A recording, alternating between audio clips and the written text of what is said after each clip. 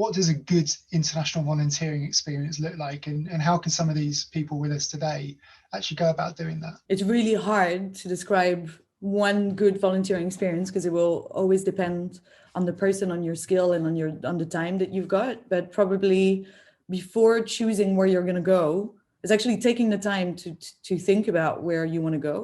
Because I think, that comes back to the 2-minute rule. If you buy your trip in 2 minutes, then probably you haven't asked yourself the right questions at all beforehand. But questioning what your actual skills are, and in the time that you're given abroad, how you're going to put those skills to work.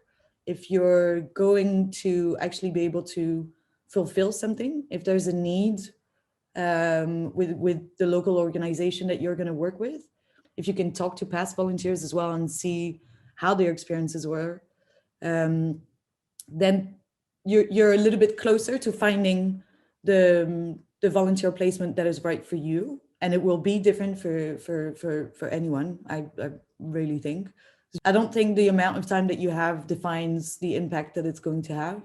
It's more the mindset that you're in, the skills that you have, the organization that you're going with.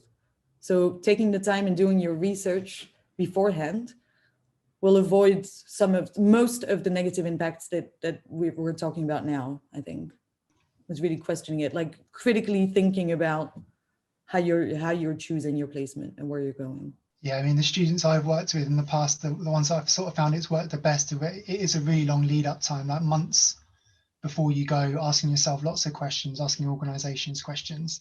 If you realize at the end of your critical thinking phase, you realize that actually you're not going to have an impact, or you're going to have a negative impact, then the humble thing to do is to decide not to go.